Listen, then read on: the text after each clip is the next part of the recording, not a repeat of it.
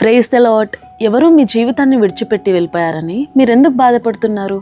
అందరూ చక్కగా నవ్వుకుంటూ ఆనందంగా ఉంటే మీరు మాత్రం ఎవ్వరితో కలవకుండా ఒంటరిగా ఒక మూలకు కూర్చొని మీలో మీరు ఏడుస్తూ బాధపడుతూ తిండి తినకుండా మీ ఆరోగ్యాన్ని ఎందుకు పాడు చేసుకుంటూ ఉన్నారు? మీకు ఒక విషయం చెప్పనా?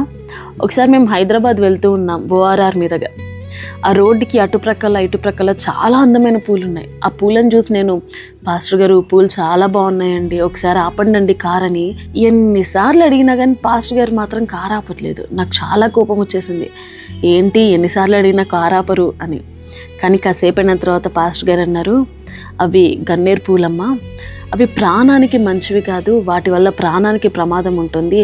అరే పూలు బాగున్నాయి కదా అని నోట్లో పెట్టుకున్నారనుకో వారికి ప్రాణహాని ఉంటుందమ్మా, అందుకని నేను కారాపలేదు అని చెప్పారు.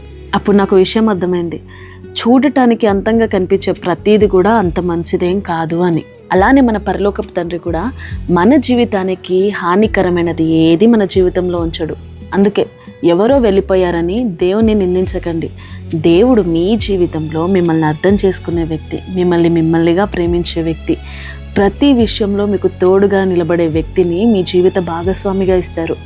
అలాంటి వ్యక్తి కోసం ఎదురు చూడండి. వెళ్ళిపోయిన వారి కోసం ఏడవకండి. వారు మీ జీవితానికి హాని అని వారిని మీ జీవితంలో నుండి తీసేసిన దేవుణ్ణి నమ్మండి. ఆయన మీ కన్నీళ్ళని తప్పకుండా నాట్యంగా మారుస్తారు. God bless you.